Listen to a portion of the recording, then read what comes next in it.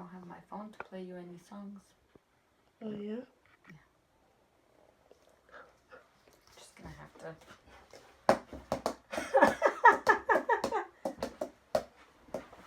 Get it, babe. Yep. No, it's a really bad beat. I don't have to get it. Give me a we just beat. have to throw it out. Okay. Could you hurry up, please? Hello, YouTube. What up, YouTube? Podcast subscribers. How you folks doing? I'm SK. And I'm Nay. And we're the Dicologists. In today's episode 5, we have a very special episode for you on Mother's Day around motherhood. And we're going to take a look at our own mothers, which is a sore subject. And we're going to take a look at ourselves as mothers and then just give you a couple of concluding thoughts. Mm-hmm. So I first thought it was important to talk about the fact that on Mother's Day, a lot of us have a lot of triggers and feelings about the way we were brought up. So I wanted to share with you that it's okay to have a thing called boundaries, and here's why. Yeah.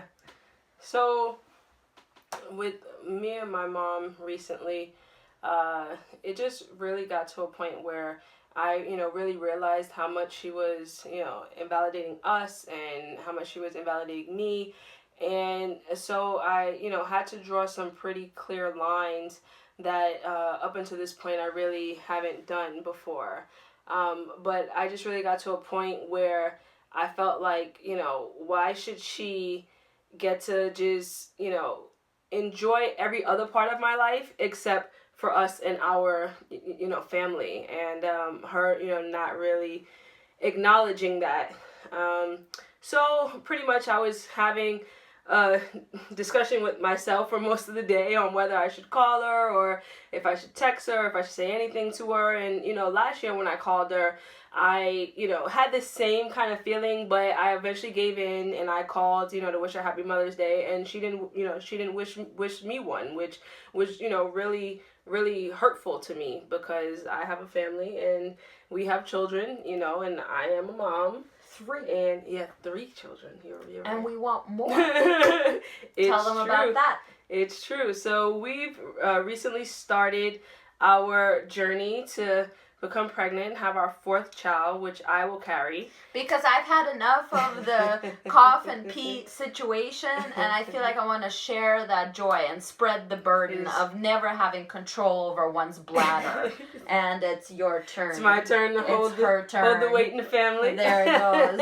All of the weight. I hope your baby is 11 pounds bigger than Evan. Simmer down.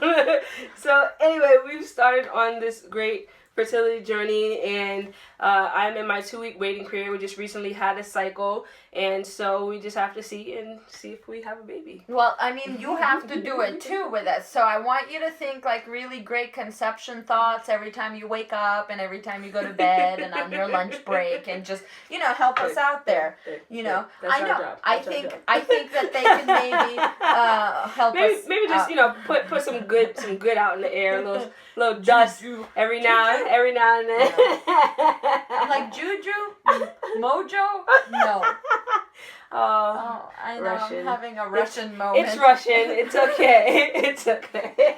But what I hear you talk about is insisting on a very clear set of boundaries. And what I think is important to remember that on Mother's Day, not all of our mothers successfully mothered us. Right. And it's perfectly okay to draw a very clear boundary, even if your mom is alive. We looked at some article that was guilt-tripping folks like us, and it was by people who have lost their mom. And they sort of said something like, if you have a mom in your life, then you should be lucky and glad to have her. And actually, that's not true. While you can mourn your mother, we can also mourn the fact that our mothers who are living still to this day basically failed to mother us appropriately, okay?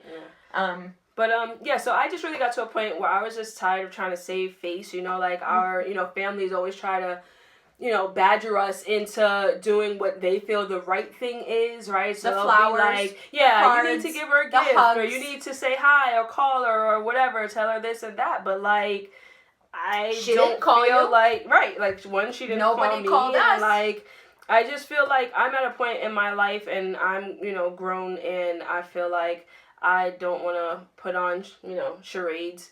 And just really, I just really feel like if she can't engage with me to really tell me why she thinks it's okay to, to invalidate my life and our family and me as a person, then I really don't feel like engaging. And I think that's, a healthy boundary to have. Healthy. Because it is. people really, like do not take shame advantage. yourselves for doing what's healthy for you.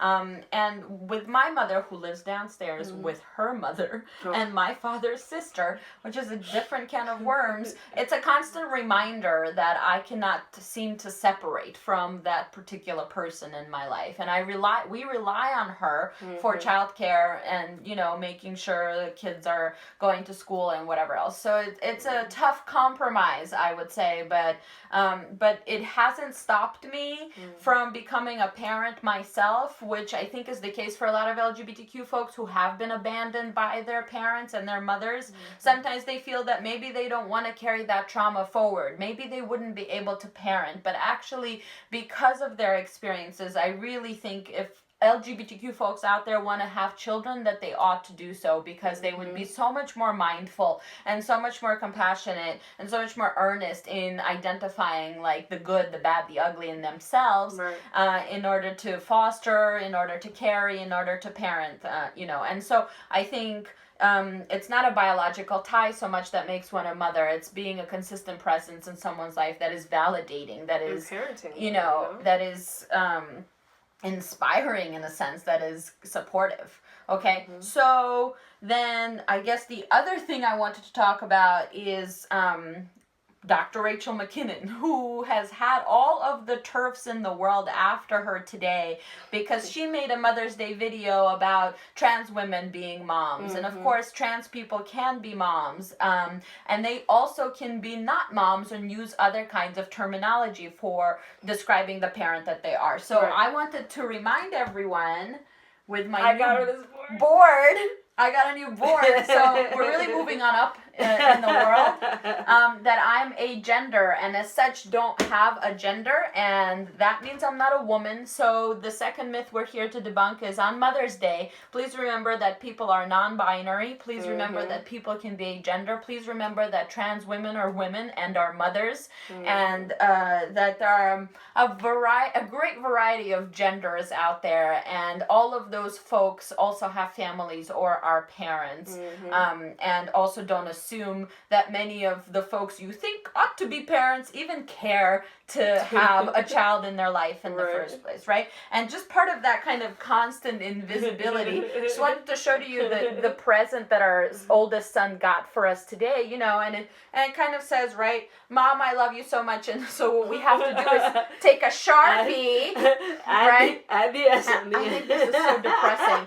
I just think this is so depressing, but really mostly point out to us that the straights live in a world where they think it's okay for us to take a marker to a gift like that and have to add ourselves in, literally paint ourselves a picture of who we are as a family. So it's not just ignoring trans parents and ignoring non-binary parents, it's ignoring lesbian and queer parents and bisexual parents and asexual parents and really anyone that doesn't look like a white middle-class straight lady with a couple of kids, right? Because we have so many kids and we want so many more, and so many of our friends, well, who knows, when it comes to IUI and it comes to IVF, the likelihood of twins is a little bit higher than normal. And the reason I'm smiling right now is to hide the deep-seated fear I have of that taking place, okay? But maybe we could just flip a coin for which one gets to stay, and no, that's not gonna happen. I will keep all the babies. I will keep even our children's babies if they have some. And I'm trying to, I know, she's an American.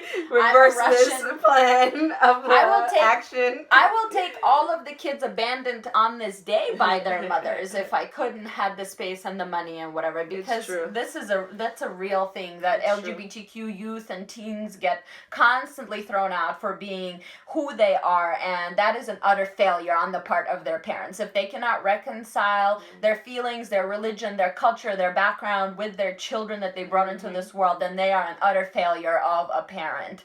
And that's why we are in agreement with Dr. Rachel McKinnon, who said in her video, love your trans kids, because it's not just us who could be LGBTQ, it's our kids who could be LGBTQ. So of course, just by definition, we're going to be more accepting of our children being LGBTQ, and by definition, that makes us better parents than the straights who would abandon their own. And tell us how it feels to be a parent to our children. I think it's amazing to be a parent because it doesn't have to be linked up with one's gender identity. It doesn't have to mean mom, even though I don't mind them calling me that. It doesn't have to link up to one's sexuality, no matter whatever it is. Like, parenthood has to be unlinked from all of those assumptions, right? As does Mother's Day, right? So it has to be unlinked from the gender of what that person ought to look like, and the sexuality of that person, and the relationship type of that person, you know. We were doing another couple takes where we were showing Angela's great video of dancing with her mom and her son, and like wanted to give a big shout out to single parents out there, my friend Svetlana, right? And a bunch of other people who are just doing it on their own. Okay, that doesn't look like what it always looks like on some card at Rite Aid, okay? But it's so, but you showed me that there are new cards Hallmark is making for like trans folks, and it's not Mother's Day related, but anyway, I was glad that they, you know, kind of had a card that said you're becoming what you are, always were, right? Always and what are, you are meant to be, or something like that. And I was like, that's dope. Yeah, I like it. So shout out to Hallmark. Yeah. But so what I've learned as far as being a parent is that, you know, it's, well, one, I wanted to be a parent because I feel like that's something that I've always wanted to be, and also because I felt like I had, you know, so much love to give, and I can be a much better parent than I felt I had, you know, and I wanted to be able to, you know, to show that love, you know, to my kids, and to let them know that, you know, I love them, support them, and will be there for them, you know, no matter what. And so I was, you know, really blessed to have. Was it difficult to meet and fall in love with someone who has 3 children? I feel like that's a lot. It wasn't. You know, I feel like for some people, they, you know, that'll kind of like scare them off. They'll be like, oh, like, I like you, but you're kids, you know. But it wasn't like that at all. I was happy to, you know, to get a family. And you were with me. Well, it's true. I mean, yeah. But that's always what I, you know, what I wanted, and how I always imagined my life, you know, once I grown up and became a bigger Pokemon. So yeah. And I caught this Pokemon. I should have a ball right now that would catch this Pokemon and give me all of the scores and all of the wins, but yeah, so it's been great. But one thing I have learned, though, you can't always get your kids to do what the heck you want them to do. Like, they're not toys. You tell them to go this way, they go that way. You tell them like to do their homework, they don't do it. You know, you gotta like check everything. And but it's really, a journey. Yeah, it's really been a fun, you know, journey, and you know, has its ups and downs. But I love it. And I think it's a journey that everyone should embark on if they wish to do so, and a journey that no one should be obligated or sentenced to have to do. So even if we're the kind of family that wants a couple more kids, or whatever. Why didn't you respond to that? Or wants a pit, a dog, or a pit bull and a French bulldog. She wants the outside. What is it? The outside cat. It's inside out cat. I want a Sphynx cat. Don't hate me. I'm not really a cat lover. I don't like that, you know, the litter box stinks up the house. Whatever. I don't like the litter box stinking up the house. And, you know, I know some people have figured out how to not have this happen, but I'm very against the litter box stinking up the house. And that's really my main concern with having a cat, and why I don't like them so much. Okay. Well, we weren't talking about cats, but to many people, cats are like babies. So I'm not knocking people that have cats. Shout out to all the cat folks. I'm not knocking you. I'm just saying I like dogs better. That is all. Don't kill me.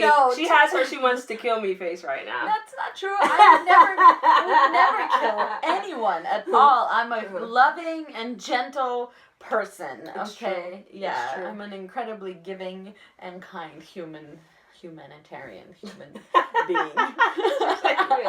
Listen, you can't destroy the rep, all right? Okay, well, on that note, folks. YouTube, we are going to wrap it up and wish podcast listeners. Yep. I know. I think of them too. Okay? I think Don't worry, of them podcast highly. listeners. I know, got you. Because I got we you. I got your back. have different responsibilities. I'm in charge of YouTube and Instagram, Tumblr, and you're in charge of SoundCloud and It's true. Instagram. No, I'm in charge of Facebook. It's late, folks. There's It's a lot late. going on. It's like after midnight. It's time to Happy hit it. Mother's Day Happy to Mother's all Day the to mothers all the and folks. parents and Parents, non-binary and we trans got folks you. and everybody out there trying to make a family happen and keeping it going. For real. Later. Later.